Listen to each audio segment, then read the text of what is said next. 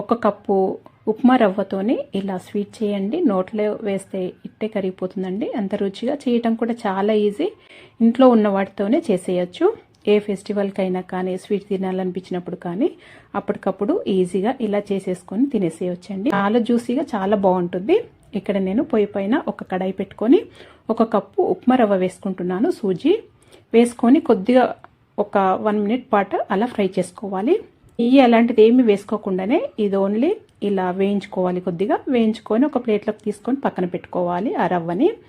అదే కడాయిలో 2 కప్పుల పాలు వేస్తున్నానండి నేను. ఫుల్ క్రీమ్ మిల్క్ అయినా పర్వాలేదు, మామూలు మిల్క్ అయినా కానీ వేసుకోవచ్చు. ఇప్పుడు దీంట్లో 1 టేబుల్ స్పూను మిల్క్ పౌడర్ వేస్తున్నానండి. ఇది ఆప్షనల్, మీ దగ్గర ఉంటే వేసుకుంటే వేసుకోవచ్చు, లేకపోతే లేదు. ఇది వేసుకోవటం వల్ల రుచి చాలా బాగుంటుంది. ఇది వేసుకొని ఆ పాలని మరిగించుకోవాలి. ఇలా వేయించి పెట్టుకున్నాం కదా రవ్వ, అది వేసుకోవాలి. వేసుకొని ఉండలు లేకుండా లో ఫ్లేమ్లో పెట్టి మంచి కలుపుకుంటూ ఉడికించుకోవాలి. ఇలా గట్టిగా అయిన తర్వాత 1/2 కప్పు మలై అండి. ఇది పాల మీద మిగడ. ఇది పాల మీద మిగడ అయితే అందరి ఇళ్లలో మామూలుగా ఉంటుంది కదా, ఇది వేసుకోవాలి. లేదా మీరు ఫ్రెష్ క్రీమ్ అయినా కొద్దిగా అంతా వేసుకోవచ్చు. ఇది వేసుకోవటం వల్ల కూడా టేస్ట్ చాలా బాగుంటుంది. మీరు మిల్క్ పౌడర్ స్కిప్ చేసినా కానీ లేకున్నా కానీ ఈ మలై అయితే ఖచ్చితంగా వేసుకోండి.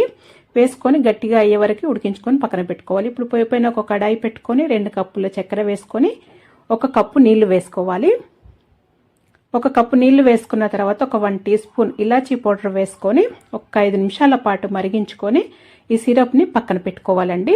ఇప్పుడు ఇది చల్లారిన తర్వాత ఇలా చేతితో కొద్దిగా గోరువెచ్చగా ఉన్నప్పుడే ఇలా చేతితో గట్టిగా ప్రెస్ చేస్తూ ఈ పిండిని మంచిగా కలుపుకోవాలి. ఇలా కలుపుకోవాలి.